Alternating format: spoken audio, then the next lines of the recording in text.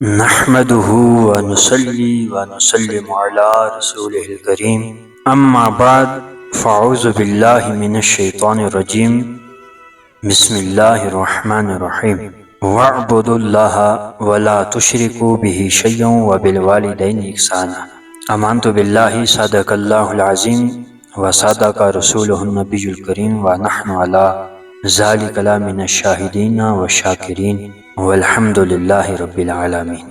کافی عرصے کے بعد، کافی وقفے کے بعد میں نے دوبارہ سے اللہ اور اس کے رسول کے دین کو اپنے علم اور اپنی اوقات اور اپنی حیثیت سے اس کو پھیلانے کی پھر کوشش کر رہا ہوں۔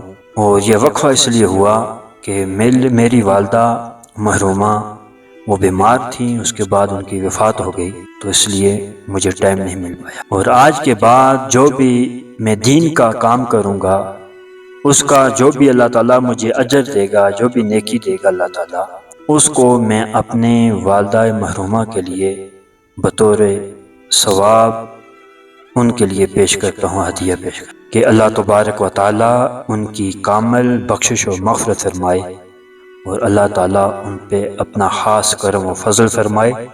اللہم رب ارحمہما کما ربیانی صغیرا، اللہم رب ارحمہما کما ربیانی صغیرا، اللہم رب ارحمہما کما ربیانی صغیرا۔ اور آج کا جو میرا موضوع ہے وہ حقوق والدین ہے۔ قرآن پاک کی جو میں نے آیت مبارکہ کا چھوٹا سا ٹکڑا تلاوت کرنے کا شرف حاصل کیا، تو اللہ تبارک و تعالیٰ قرآن کریم کی اس آیت میں جو ہے توحید کے بعد کہ اللہ کی عبادت کرو، اس کے ساتھ کسی کو شریک نہ ٹھہراؤ، اس کے بعد جس چیز کو اللہ تعالیٰ بیان کر رہا ہے وہ حقوق والدین ہے کہ والدین کے حقوق کیا ہے۔ اور حدیث طیبہ میں بھی اس کی خوب وضاحت کی گئی ہے۔ حضرت ابو ہریرہ رضی اللہ تعالی عنہ روایت کرتے ہیں کہ ایک آدمی حضور علیہ السلام کی بارگاہ میں حاضر ہو کر عرض کی کہ یا رسول اللہ صلی اللہ علیہ وسلم من احق بحسن صحبتی قال امک قال ثم من قال امک قال ثم من قال امک قال ثم من قال ابوک۔ یہ متفق علیہ، یعنی انہوں نے عرض کی کہ یا رسول اللہ صلی اللہ علیہ وسلم کہ میرے احسان کا سب سے زیادہ حقدار کون ہے، کہ جس کے ساتھ میں بلائی کروں، صلح رحمی کروں، وہ کون ہے سب سے زیادہ؟ تو حضور علیہ السلام نے کہا امو کا، وہ تیری ماں ہے۔ تو پھر انہوں نے دوسری مرتبہ پوچھا کہ قال ثم من، تو حضور علیہ السلام نے دوسری مرتبہ بھی کہا امو کا۔ پھر اس شخص نے تیسری مرتبہ پوچھا تو حضور علیہ السلام نے کہا امو کا۔ پھر اس شخص نے کہا قال ثم من، چوتھی مرتبہ اس شخص نے پوچھا تو حضور علیہ السلام نے فرمایا قال ابوک، کہ وہ تیرے بعد، اگر تیری ماں کے بعد کسی کا حق ہے تو وہ تیرے باپ ہے۔ تو اس حدیث پاک سے واضح ہو گیا کہ تمام لوگوں سے زیادہ کسی آدمی کے احسان کے زیادہ حقدار اس کی ماں اور اس کا باپ ہے۔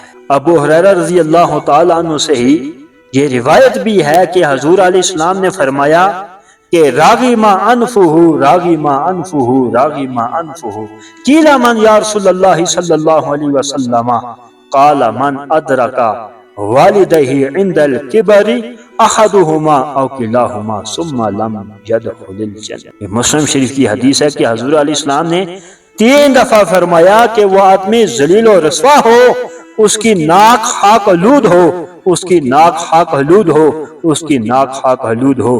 پوچھا گیا کہ ایسا کون بدبخت ہے؟